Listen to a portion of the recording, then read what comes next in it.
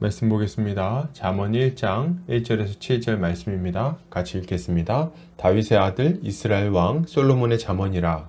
이는 지혜와 훈계를 알게 하며 명철의 말씀을 깨닫게 하며 지혜롭게 공의롭게 정의롭게 정직하게 행할 일에 대하여 훈계를 받게 하며 어리석은 자를 슬기롭게 하며 젊은 자에게 지식과 근신함을 주기 위한 것이니 지혜 있는 자는 듣고 학식이 더할 것이요 명철한 자는 지략을 얻을 것이라.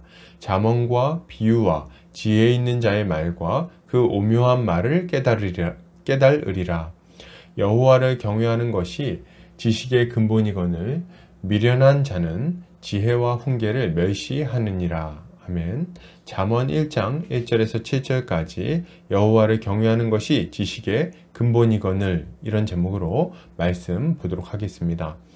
신자는 이 땅에서 하나님의 지혜를 따라 살아가는 자들입니다.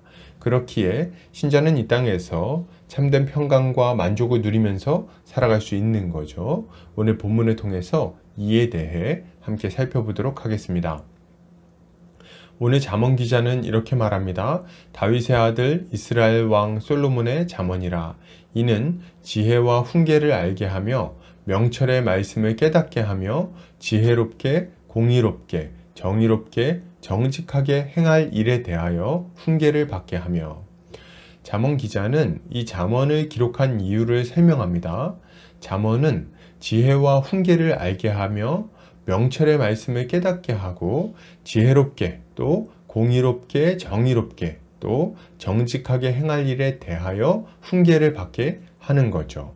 결국 잠언의 모든 말씀은 하나님의 백성이 이 땅에서 복된 삶을 살아가기 위한 지혜를 주는 것이라고 말할 수 있는 것입니다. 여러분, 하나님의 말씀은 하나님의 백성이 하나님의 다스림 가운데 살아갈 수 있도록 지혜를 줍니다. 우리가 말씀을 들을 때 일어나는 일은 무엇입니까? 말씀은 지혜와 훈계를 알게 합니다. 하나님은 인생의 창조주이시기에 우리가 어떻게 살아가야 하는지를 가장 잘 알고 계세요. 그렇기에 주의 말씀을 들으면 우리는 지혜로운 삶이 무엇인지 알게 되고 잘못된 삶이 무엇인지도 알게 되는 겁니다.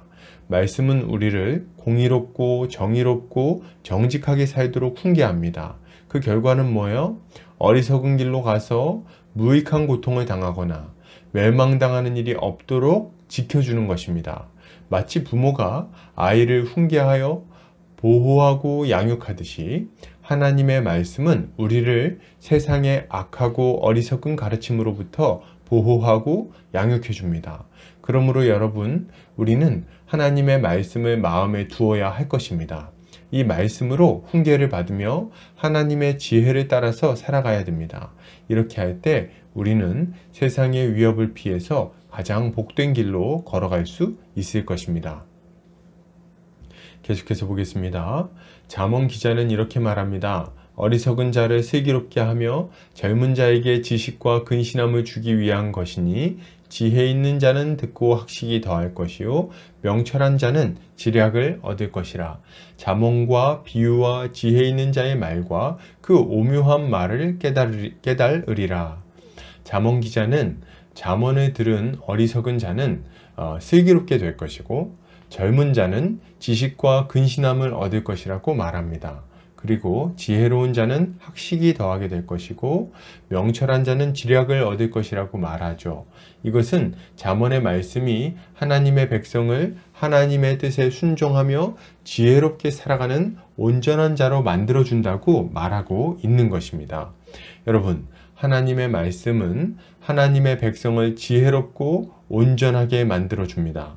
많은 사람들이 말씀을 그저 좋은 교훈 정도로 여깁니다. 좋은 가르침이나 제안 정도로 생각하는 거죠. 그러나 하나님의 말씀은 믿음으로 그것을 받는 자들에게 놀라운 변화를 일으키는 하나님의 말씀입니다. 예, 전능하신 하나님의 말씀이신 거예요. 왜요? 그 말씀 자체가 능력이 있기 때문입니다.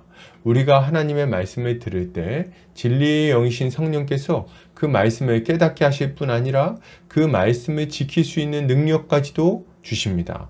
그래서 말씀을 읽는 자들이 점차 온전한 모습으로 변화되는 거죠.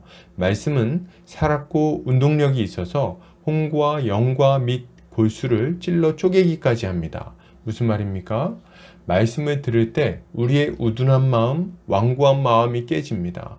어리석은 생각들이 교정되고요. 지혜로운 자로 변화되게 됩니다.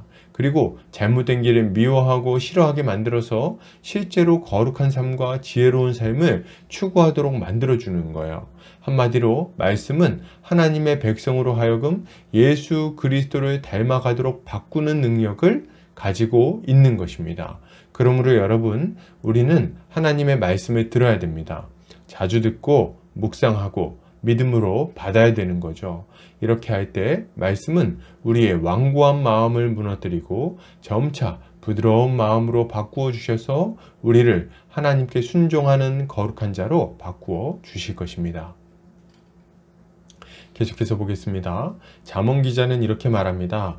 여호와를 경외하는 것이 지식의 근본이거늘 미련한 자는 지혜와 훈계를 멸시하느니라. 잠언 기자는 하나님을 경외하는 것이 지식의 근본이라고 말합니다. 참된 지혜는 하나님을 경외하는 마음에서부터 시작된다고 말하는 거죠. 왜요? 하나님을 경외하는 자는 하나님의 법에 따라 순종하는 삶을 살기 때문입니다. 그러나 미련한 자는 하나님의 지혜와 훈계를 멸시하다가 고통스러운 삶을 살게 되는 거죠. 여러분, 하나님의 말씀은 하나님의 백성이 계속해서 복을 누릴 수 있도록 참된 지혜를 가져다 줍니다.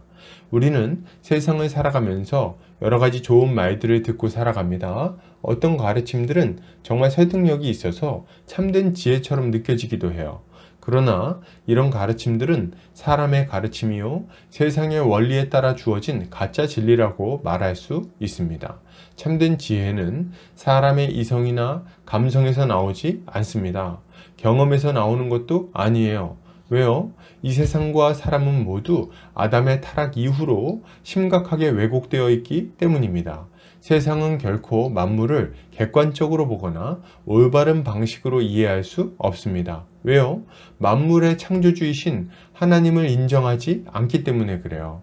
그렇기에 잘못된 기초에서 시작할 수밖에 없고 잘못된 결론을 가지고 올 수밖에 없는 겁니다. 모든 진리는 통합되어 있어요.